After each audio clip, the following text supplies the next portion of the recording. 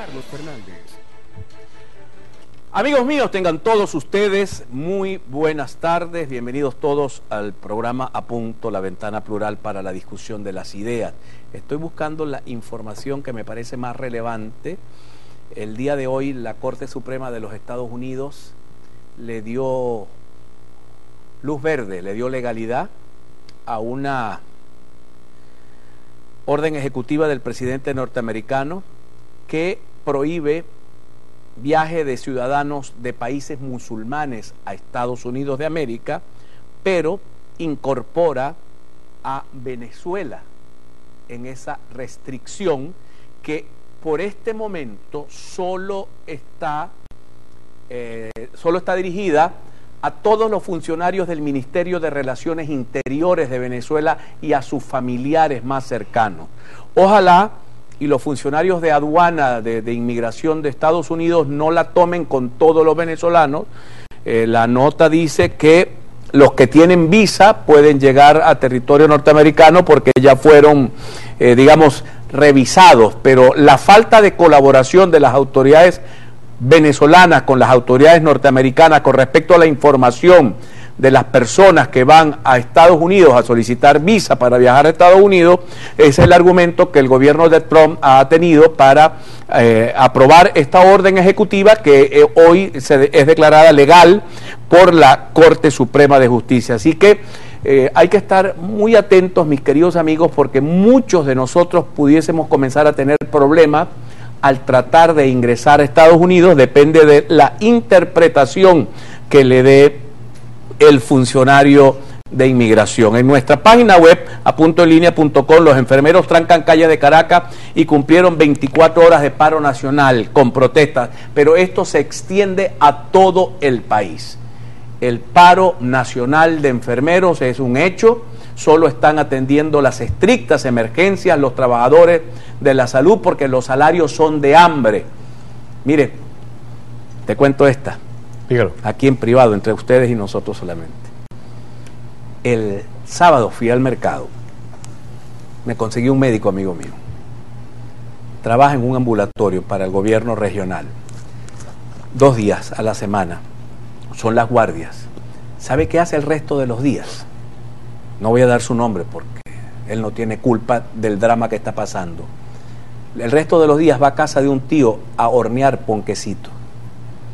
Y el tío le paga 5 millones de bolívares a la semana porque ese doctor en medicina, en ciencia médica, graduado en la Universidad del Zulia, hornee ponquecitos porque solo consigue empleo en una institución pública de la gobernación del estado Zulia que les paga un salario de hambre, según declara él. Imagínense ustedes, verlo me dio indignación y dolor, así como da dolor que los trabajadores del Corpoelec protesten por el caos eléctrico.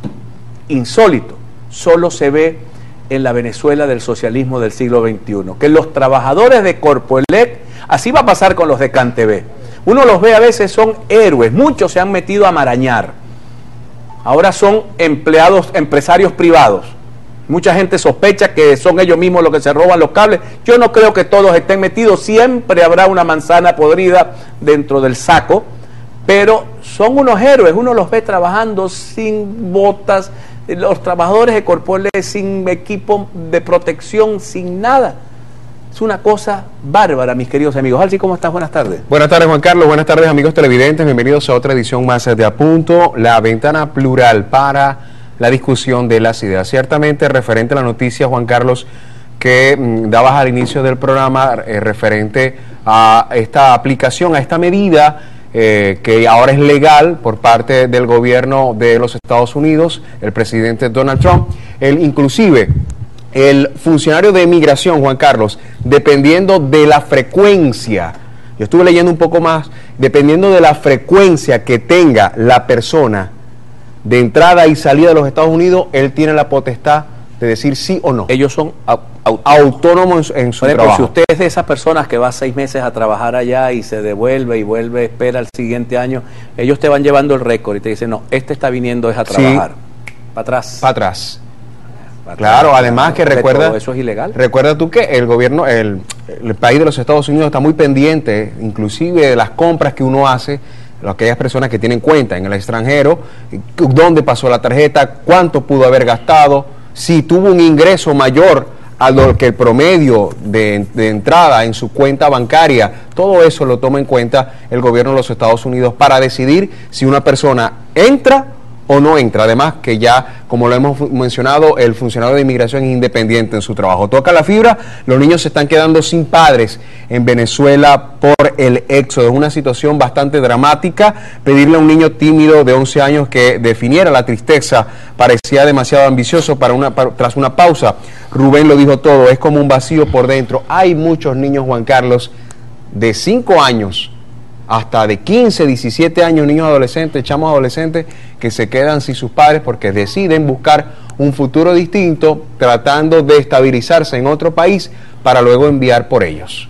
Una situación muy grave. De eso, ese tema lo voy a tratar en la reflexión, y quiero adelantarme un poco porque el señor Jesús Labarca tiene 74 años, necesita de urgencia, porque si no consigue estos medicamentos, si no los toma, le van a tener que cortar sus piernas. Creo que tiene algún problema grave de diabetes, no tengo la información completa, pero sí me dice Yasmín que le van a cortar las piernas a este señor Jesús Labarca, de 74 años, todavía es un hombre entero. Él necesita clindamicina de 60 miligramos, 14 ampollas, y necesita centricisona de 14 ampollas de 1 gramo. Urge, porque le van a cortar las piernas. Pueden llamar, por favor, al 0414-604-7592, 0414-604-7592 y al 0261-764-0175, 0261-764-0105. Tengo 6 entradas para el musical Matilda, que se va a presentar el próximo mes en el Teatro de Bellas Artes. Una obra de teatro, un musical maravilloso. Lo están patrocinando parte de nuestros queridos anunciantes en el programa, los voy a mencionar ahora todos ellos. ¿Y ustedes cómo van a participar? Ahí está, ese es el musical. Ahí actúa María Beatriz.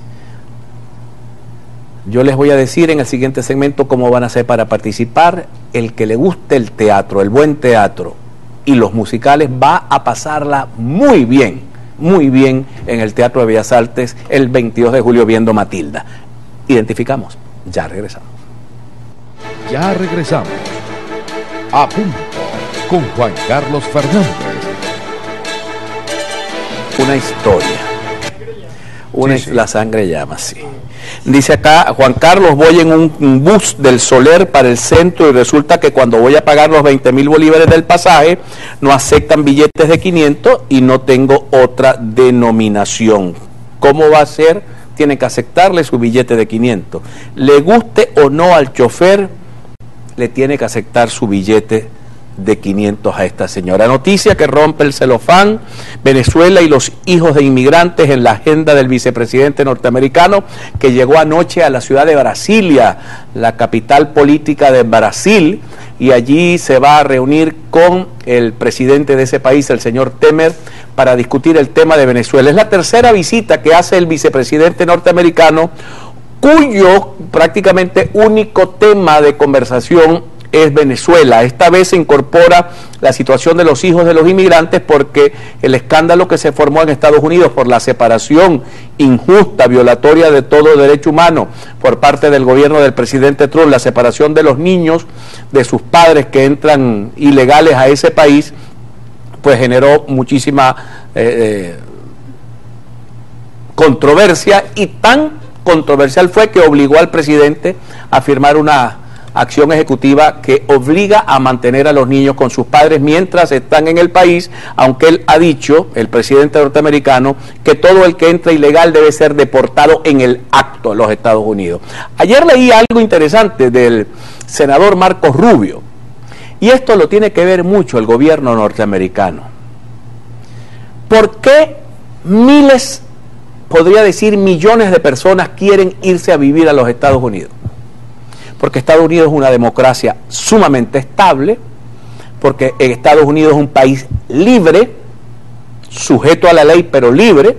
Quiere decir, usted se puede dedicar a la actividad que desee, usted puede montar el negocio que desee. Montar un negocio se tarda 3 días en montarlo, abrir una cuenta bancaria puede ser minutos, breves minutos, lo que usted pase en el banco. Para tener crédito y sacar un carro, si usted tiene un crédito aceptable, le dan un carro sin inicial. Las casas, usted puede comprar casa a vuelta de 2, 3 años de estar en ese país, tiene casa, puede comprarla con sus ingresos. Todo el mundo quiere ir a vivir allá. El presidente norteamericano quiere colocar un muro visible en la frontera mexicana y un muro invisible en los aeropuertos de ese país. Pero ayer decía, con mucha brillantez, el senador Marco Rubio, que si las condiciones de los países que están cercanos a Estados Unidos cambian, ya mucha gente perderá el interés de ir a vivir allá. Quiere decir, si en Venezuela se va la dictadura del señor presidente Maduro y llega un gobierno democrático y hay bonanza económica y la gente puede enviar a sus hijos a la escuela y los puede enviar al liceo y a la universidad y todo el que se gradúe puede conseguir un empleo y comprarse un carrito y comprar su casita, ¿quién se va a querer ir para ningún lado? Entonces el gobierno de los Estados Unidos, en vez de colocar muros, debe ayudar a las naciones, y las naciones tenemos que aprender en el nombre de Dios, porque no solamente son los venezolanos, son los guatemaltecos, los hondureños, los mexicanos que quieren huir de sus países, porque sus países gobernados por corruptos, sean demócratas o no, gente corrupta, gente que no le interesa el progreso, sino que le interesa su bienestar. Por cierto, leí el domingo un triste artículo del señor Henry Ramos Ayud, muy triste, donde la única importancia que le da él a la debacle de la oposición venezolana es que se violentó el acuerdo que decía que iban a escoger el candidato presidencial. Como si para los que estamos en esta situación sea importante que sea Arlup, Rosales, Borges, el que sea presidente con tal y no sea Maduro o no sea ninguno de estos tipos de la revolución. Para nosotros es una solución como ciudadanos. O sea, los partidos no pueden pensar en ellos porque tienen que ponerse al servicio de la gente y no de los intereses particulares. Lo que pasa es que, Juan Carlos, es muy complejo, nadie quiere ser bisagra. Entonces, me voy a quemar políticamente, no sé, a ver, un año, 2 años. O sea, que los venezolanos se joroben. Ah, bueno, eso es lo que dicen los partidos políticos. O sea, nadie quiere dar su brazo a torcer y entonces están pensando en ellos, pero no están pensando en la gente. Es que lo primero que teníamos que llegar es un acuerdo, que ninguno de ellos pueda ser presidente de la República, que nos busquemos un candidato de la transición que pueda gobernar a Venezuela por un periodo, eliminando la reelección. Que gobierne un Ramón J. Velázquez. Un Ramón Guillermo Aveledo. Bueno, yo no sé Ramón Guillermo Aveledo porque tiene mucho enemigo, pero Ramón J. Velázquez, quiero decir, un hombre que era un independiente, que era un hombre muy formado, muy culto y que ayudó al país a pasar una transición que fue lo que ocurrió luego de la prisión de Carlos Andrés Pérez. Pero esa pelea balurda, estúpida, por quién va a ser. Mire, yo que he vivido la experiencia, hay gente que por la fulana candidatura a la alcaldía me quitó el aula. Eso no tiene sentido. Estúpidos que lo que están pensando son en sus intereses personales, en sus intereses de grupo, para enriquecerse, para eso. Por eso es que se matan por el cargo. Y eso debe ser un aprendizaje de toda nuestra sociedad. A veces voy a hablar de los gringos, por ejemplo, la ciudad de Nueva York, la gobiernan millonarios. El anterior alcalde, ahora la gobierna Di Blasio, la gobernaba el señor que tiene un canal de televisión, un hombre de la finanza, Bloomberg, le cobraba a la ciudad de Nueva York $1 al año de su salario, del salario del alcalde, y viajaba en sus propios aviones. Como tenía plata, él no iba a estar ahí para robarse un dinero de la alcaldía, ni para cogerse unos reales de la compra de unos autobuses. No lo necesitaba. Pero es que aunque lo necesite, chico, aunque los necesite, ¿cómo es eso? Que la política sea vista como el arte de los que saben meter la mano en las rentas públicas para enriquecerse. La política no puede ser vista como eso. La política tiene que ser vista como un servicio. Y no es un problema solo de Venezuela, Juan Carlos, es un problema del hemisferio. Nosotros vamos inmediatamente, vemos al otro lado del continente, inmediatamente nos vamos a dar cuenta que muchos países europeos están de mil maravillas. A ver, Suecia, Suiza, Dinamarca, excepto Noruega. los latinos. Excepto los lastimosamente. latinos. Lastimosamente. Habrá que estudiar porque hay escritores que han escrito sobre eso, hay gente que ha diseñado, que ha pensado por qué los que tenemos raíz latina somos así. Los italianos, los españoles, los griegos. Correcto. Los portugueses. Los portugueses menos, ellos se han curado en salud. Sí. Pero eran países muy corruptos, sumamente corruptos. Italia y bueno, acaban de sacar a Rajoy por un caso de corrupción tremenda en solo España. Hace 3 semanas. Pero perdió el cargo de presidente. Además. Pero perdió el cargo de presidente. Identificamos, amigos míos. Ya regresamos. El éxito no es definitivo, el fracaso no es fatal, es el valor para seguir lo que cuenta. Esto lo dijo Winston Churchill, político y estadista británico. Ya regresamos. A punto con Juan Carlos Fernández. Con Juan Carlos Fernández. Reflexión de hoy.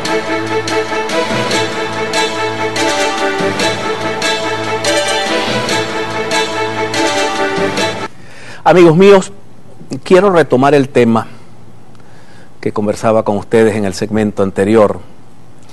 Y acá hemos dicho durante muchísimo tiempo nuestra inclinación porque el modelo que rija los destinos de Venezuela sea el modelo republicano. El modelo republicano es la sujeción de los ciudadanos al mandato de la ley,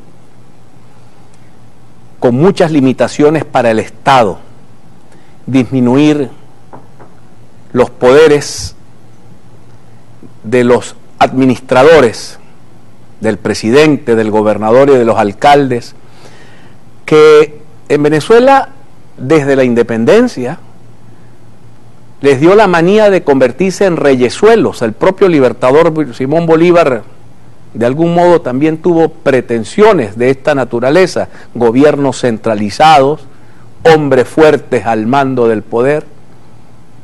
Juan Vicente Gómez inventó aquello de meter la plata pública y mezclarla con la plata privada. Juan Vicente Gómez era un hombre sumamente corrupto. Y la corrupción ha venido horadando a Venezuela desde que es Venezuela, pudiéramos decir.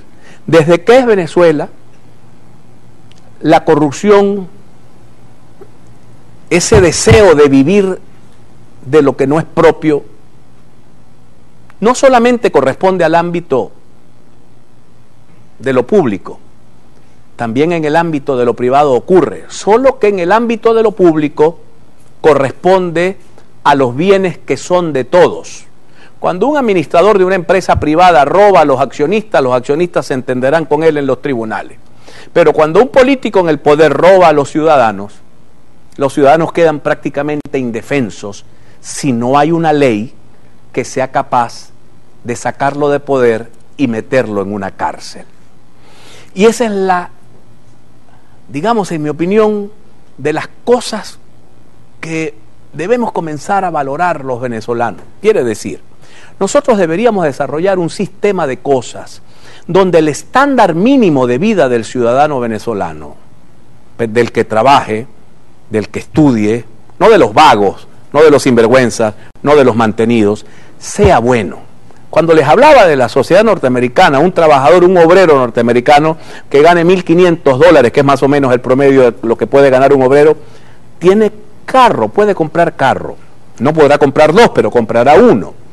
Tiene su apartamento alquilado o lo podrá comprar con algunos programas que existen también para comprar casas para gente de bajos recursos o de recursos limitados, y puede vivir en zonas incluso bonitas de la ciudad. No está condenado a vivir en una ranchería. Las sociedades que tienen estándares adecuados para su pueblo trabajador y estudioso, insisto, porque yo al vago no le daría nada, lo enseñaría a estudiar, lo enseñaría a trabajar, porque cuando el vago llega al gobierno se roba la plata de todos.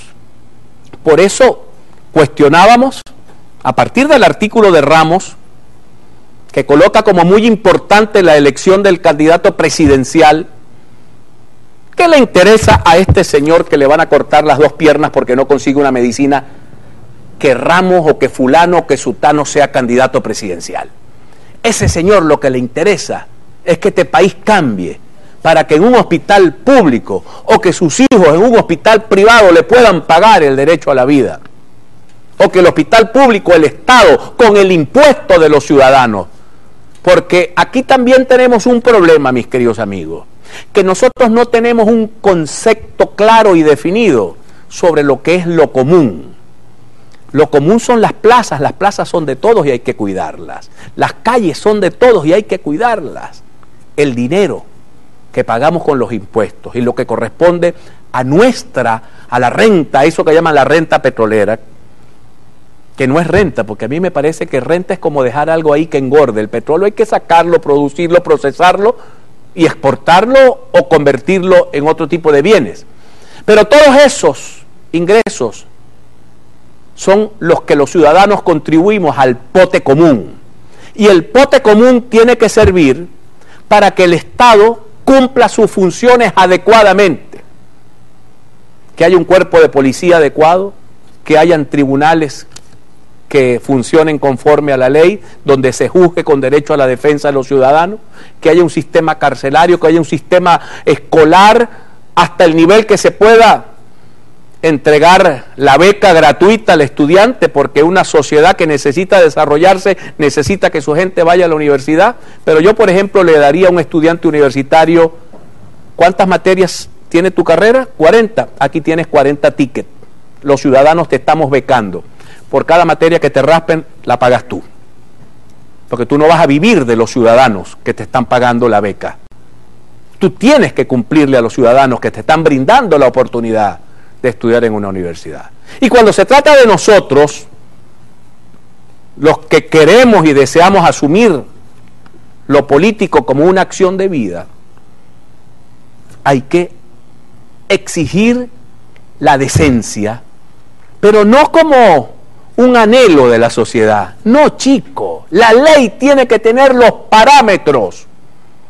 Si el salario del gobernador del estado son 20 millones de bolívares, él no puede vivir como si ganara 200 o 300 o 500 millones. Y el impuesto sobre la renta tiene que investigarlo. Y si se le consigue que tiene un dinero que no se lo ganó y que no puede demostrar que lo recibió por herencia o porque se ganó la lotería, a ese gobernador hay que destituirlo y meterlo en la cárcel. Si no aprendemos a valorar lo político, siempre los sinvergüenzas son los que van a hacer la política, porque finalmente el fin que llevan es la toma del poder para enriquecerse ellos y sus familias y sus amigos. Por eso, si la sociedad cambia, hay países donde a la gente no le interesa ir para la política. ¿Por qué? Porque no hay modo de enriquecerse. Entonces cuesta conseguir gente que vaya a esa hermosura vocacional que es defender lo común. Pero siempre una sociedad tiene que tener reglas. Usted no puede construir una casa de 500.000 millones de bolívares que no le llegue el impuesto sobre la renta y le diga, mire señor, venga acá, ¿de dónde sacó usted para hacer esta casa? Si usted no puede demostrar que tiene ingresos lícitos y legítimos, a usted hay que embargarle la casa, porque usted o está robando a la nación quedándose con los impuestos, o usted obtuvo el dinero ilícitamente.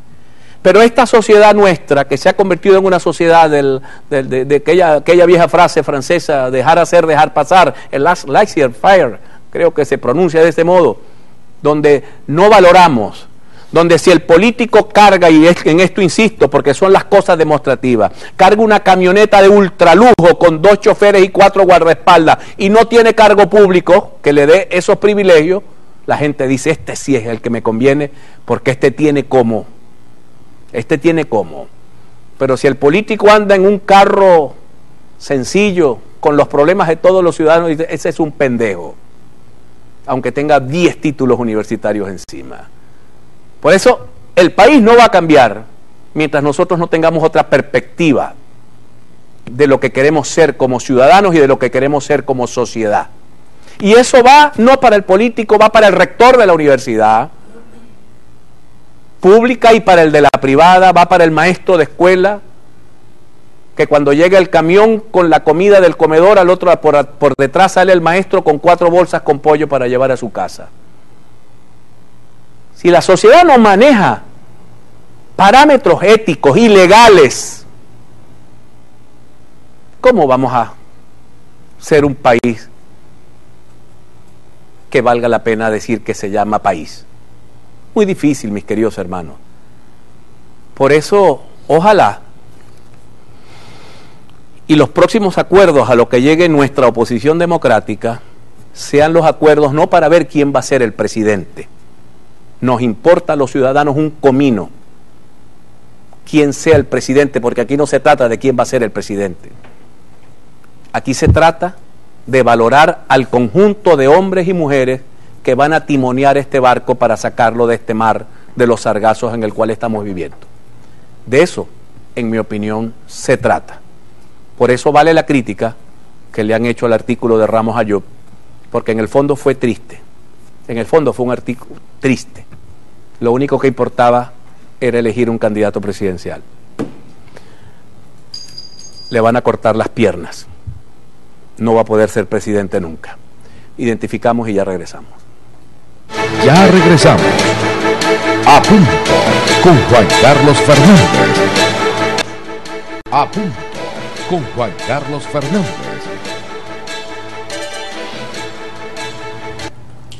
Como en esta ciudad hay gente que hace cosas, el 28 es el día del teatro y va a haber en el Teatro de Bellas Artes una actividad muy buena. Toda la tarde va a haber 3 obras de teatro, una tras la otra.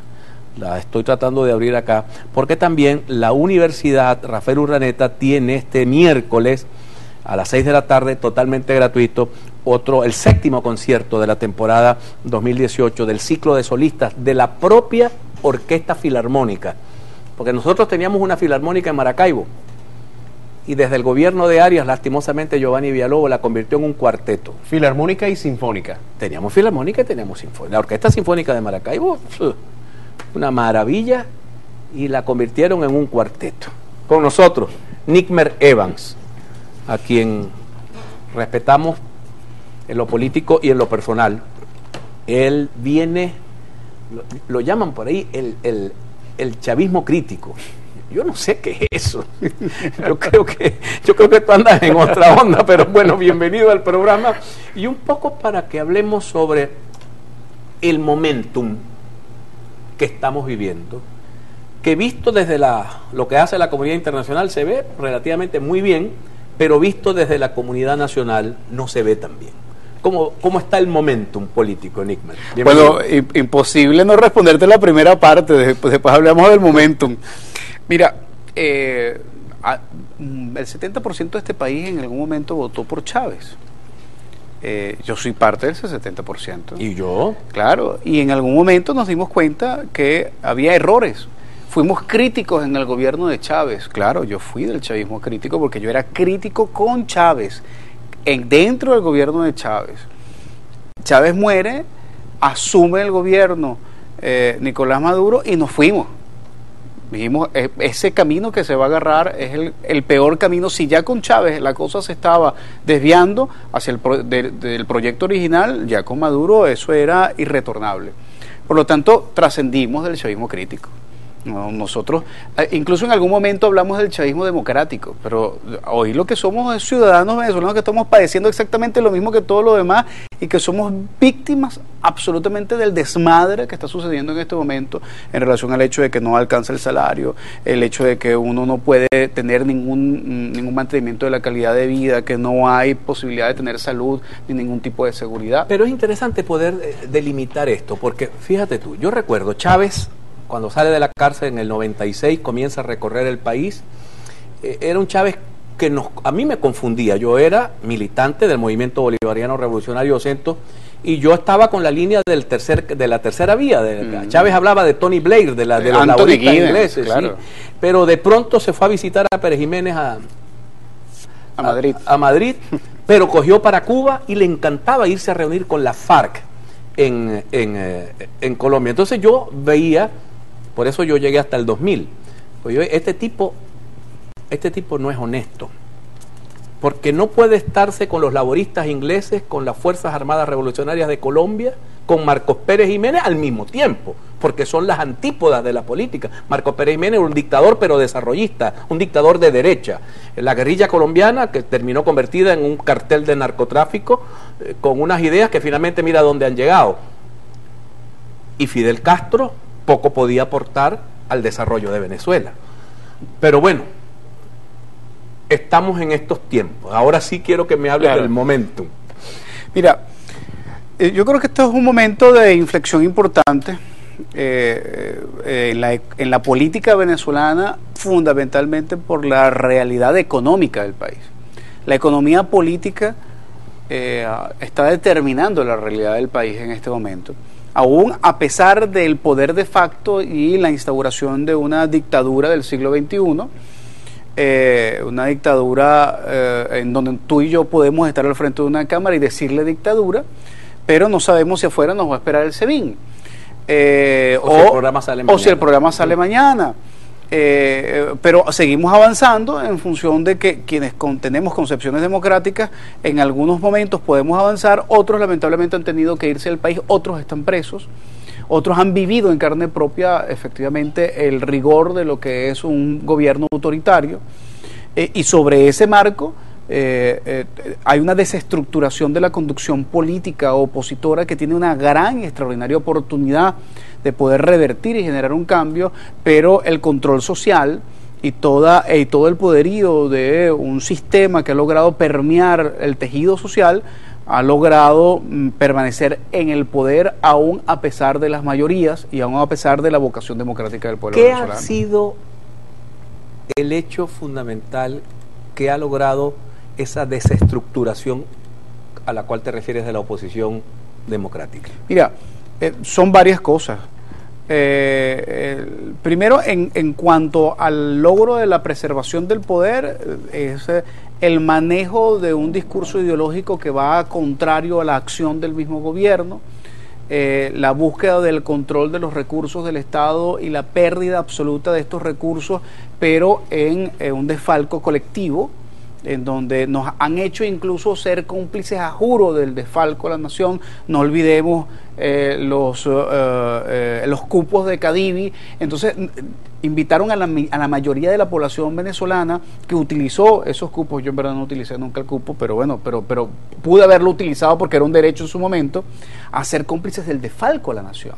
Bueno, todavía estamos pagando la gasolina a décima de centavo de dólar. Eso es un perfecto ejemplo. O la electricidad. Entonces hoy esa no la pagamos. Exacto. No, bueno, la pagamos no sé cuántos céntimos. No hay cómo pagarla. Vas a pagarla, claro. Y te dicen que no hay sistema, que no hay recibo. Bueno, además la conexión de los bancos con la posibilidad de hacerlo digitalmente también es una misión imposible.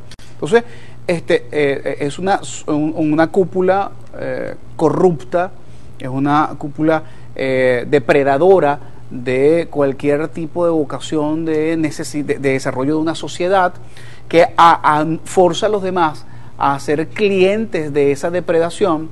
Y entonces, en producto de la necesidad y en el juego de la necesidad, tenemos a gente que necesita la caja del CLAP cuando en realidad lo que necesita es un trabajo digno para poder pagar su alimento y poder accederlo de la manera adecuada. Entonces, sobre esa realidad tan cruda, pues lamentablemente el gobierno se soporta en la profundización de su entramado, mientras tenemos a una oposición que está tratando de combatir a una dictadura con armas democráticas. Y entonces es un dilema, porque somos demócratas y nosotros lo que queremos es el restablecimiento del orden constitucional, y nosotros algún sector participó en las elecciones del 20M, la minoría, evidentemente la mayoría está consciente de que el sistema electoral es absolutamente fraudulento, pero hubo personas que participaron, gente enfrentándose a la dictadura con herramientas democráticas. Es difícil cuando no tienes conciencia de que efectivamente la democracia no solamente son elecciones. Si me decía ayer un querido amigo que está en República Dominicana de asesor político, me decía, tú no puedes combatir, o sea, la acción política, y es importante este análisis, me decía él, tú no puedes salir a hacer una sopa de pollo cuando el gobierno da cajas de clap, chicos.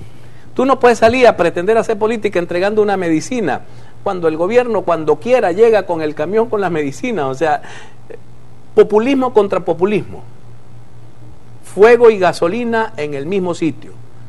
Habrá un momento distinto para hacer la política que oriente a esa sociedad que no necesite la caja del CRAP, sino que anhele tener un empleo o anhele que sus hijos se gradúen en la universidad. Me lo respondes a retorno, Alci. Sí, rápidamente, para la esposa del director de nuestro programa, Iván Villalobos, se necesita diclofenac potásico de 100 miligramos y ampicilina de 500 gramos. Las personas que tengan, por favor, se pueden comunicar al 0416-085-7988, 0416-085-7988. Llegaron las grúas rápidamente.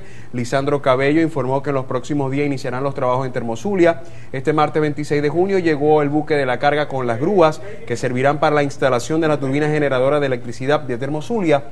El secretario general de Gobierno del Zulia, Lisandro Cabello, anunció que se espera la instalación del equipo para poder dar inicio a las labores de reparación y mantenimiento en el sistema eléctrico del estado Ahora, Zulia. Ellos no sabían que se necesitaba una grúa para levantar ese perol que se trajeron porque eso lo iban a instalar en 3 meses. Pero si se lo trajeron en un barco, tuvieron que bajarlo en una grúa. Y montarlo en una grúa. Y entonces, se debieron haber dado cuenta que se necesitaba una grúa para poder instalarlo. Cosas bedre de Sancho, decía el manco de Lepanto. Ya regresamos, mis queridos amigos.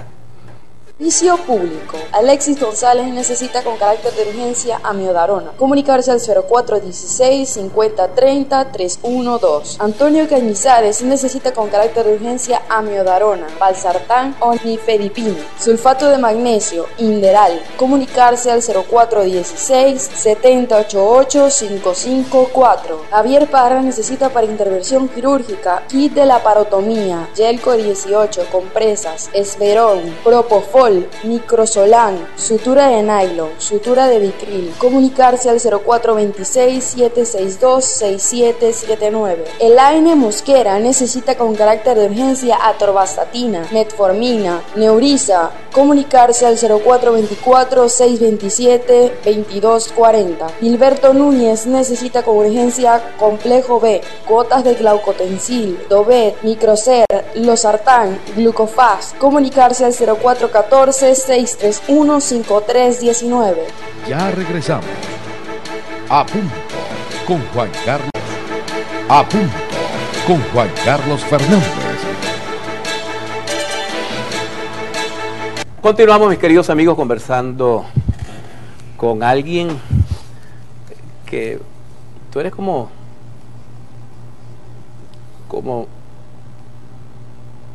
te decía en el segmento que la política se ha puesto muy compleja porque todo el mundo se mimetiza.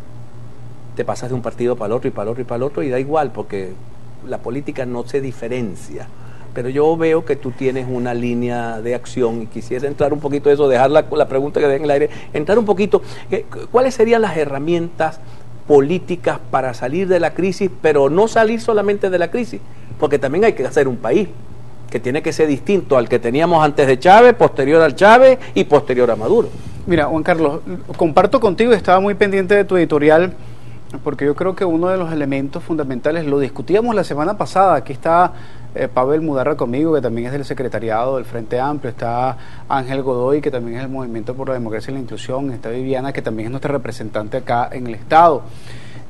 Discutíamos la semana pasada, estamos en un proceso de debate, parece increíble, pero todavía en este momento todavía existimos personas que queremos debatir sobre ideas y nos buscamos un espacio para debatir sobre ideas en la constitución de nuestra organización y en el desarrollo y la expansión de nuestra organización.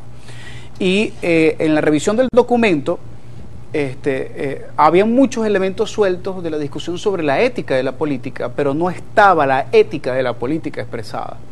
Entonces nos dedicamos unos minutos a reflexionar sobre la necesidad de entender que una de las únicas maneras de poder reconquistar la posibilidad de un nuevo liderazgo y una acción política concreta y real es a partir de los valores y los principios que hemos perdido.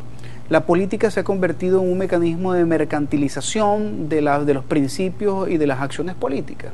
Y no podemos nosotros mantener, por supuesto, necesitamos recursos para hacer política y para poder recoger las iniciativas, para poder organizar, para poder estimular a la gente a la transformación que necesitamos desde el punto de vista político. Pero lo primero que tiene que conducirnos a nosotros mismos es la voluntad de la ética, de hacer las cosas bien y para el bien, de buscar esa esencia fundamental de la superación de lo malo, incluso ante un gobierno caquistocrático, el gobierno de los peores que estamos viviendo en este momento. La mejor lección parte de la acción de cada uno de nosotros y de que cada uno de nosotros, cuando decide meterse a política, entienda que somos ejemplo de lo que pregonamos y no una contradicción entre el discurso y la acción. Fíjate que acá había un hotel que hoy se llama el Hotel Cumberland. Se llamaba el Hotel Cantaclaro. Ese hotel era del Partido Comunista. El Partido Comunista buscó recursos, montó un hotel y el partido se financiaba de una empresa que era su hotel. Claro, que es totalmente legítimo, legítimo y necesario, porque un partido no puede depender de la nada. Ah, claro. O de la aparente nada. Aparente nada. Sino que tiene que tener claridad de dónde consigue sus recursos. Claro. Y recordaba, te estoy escuchando aquel policía que había en Caracas en una época cuando Marixa Sayalero, que se llamaba Apalacio. Claro. Apalacio era policía de tránsito. El que detuvo al presidente. Y detuvo Campín, a Luis Herrera Campín. Detuvo la caravana presidencial. Y vino el tipo del escolta y le dijo: tú estás loco, si aquí este es el presidente. Y a Palacio le dijo: ¿sabe qué? Ustedes son los primeros que tienen que dar el ejemplo. Así que haga la cola el presidente y que respete el semáforo. Al tercer día lo llamó Luis Herrera y lo llevó a almorzar. Y a Palacio se convirtió en un hombre símbolo de la policía decente que debía tener un país, y un hombre que con su cargo de policía fue capaz de parar en seco al propio presidente de la República. Y lo convirtieron después en la seguridad de Sayalero, creo. Sí, de Marixa Sayalero. De Marixa Sayalero, sí, correcto. Bueno, es el rescate de esa... Primero, en reivindicación no solamente de él, sino de un presidente que entendió que necesitaba referentes y consiguió en el pueblo, en ese funcionario humilde y sencillo, la posibilidad de proyectar un referente. Hoy el gobierno de Maduro y muchos gobiernos locales, la única referencia que tienen son las grandes camionetotas y la cantidad de escoltas. Bienvenido al Zulia. Bienvenido al Zulia. Y los opulentes zapatos que se cotizan en dólares, en más de 700, 800 dólares, o los relojes, no un reloj de 10 dólares, no, relojes de miles de dólares, que lo que demuestran es la contradicción absoluta entre alguien que no puede ganar para tener eso y alguien que lo tiene y le dice a los otros que tienen que pasar trabajo porque este es el momento de la gloria revolucionaria y de la construcción del socialismo. Bueno, basta ver, y con todo respeto, ayer veía al presidente sentado en el enlosado de Miraflores, con los ministros ahí tomándose una foto sentado en la acera, pero la camisa era Adidas. Ni de casualidad. Original, esa no fue comprada en el cementerio, en el mercado del cementerio, ¿no? Sí. Y estaba Jorge Rodríguez con unos zapatos que no conozco ni la marca, yo solamente vi la referencia porque me la mostraron en Amazon cuánto vale esos zapatos, 765 dólares, unos zapatos deportivos. O sea, estamos hablando claramente de una poderosa contradicción en donde la única revolución socialista es para profundizar la pobreza, mientras que ellos se hacen más ricos. Entonces, y además tratan de manipularnos con un discurso absolutamente maniqueo, y entonces señalan al imperialismo como la causa fundamental y la guerra económica de todo lo que está pasando, mientras que aquí se siguen instalando en el arco del Orinoco, en el arco minero y en la faja del Orinoco, las transnacionales que están expoliando nuestros principales capitales y la posibilidad de que nuestros hijos puedan sobrevivir en un futuro. Nos quedan 3 minutos. ¿Cuál es la oferta entonces de Nick Merevans y la gente que lo acompaña? ¿Cuál es la oferta de cambio que ustedes le proponen al país? Unidad, unión, organización y lucha. Y eso lo estamos planteando además a través del Frente Amplio, Juan Carlos. La necesidad de que nosotros comprendamos que solos no vamos a lograr absolutamente nada, que mientras nos mantengamos en islas estancas que no permitan la conexión con el archipiélago de la realidad política del país, no tiene ningún sentido. y la necesidad de generar la presión necesaria a partir de esa organización para poder generar la transformación a partir de una referencia histórica importante. Si nosotros estamos hablando de que hoy estamos viviendo una dictadura del siglo XXI, estoy totalmente convencido que la única salida es un 23 de enero del siglo XXI. Un 23 de enero del siglo XXI. ¿Me estás hablando de un acuerdo entre militares? De la sociedad. De la sociedad. Bueno, sociedad pero hablamos, los militares que participaron en el acuerdo, Eugenio Mendoza por el sector militar, político, los sectores políticos. Porque la génesis... Necesitamos un Larrazábal, decía el padre Ugalde. Ahí es donde difiero con Ugalde. Yo no sé si va a haber un Larrazábal.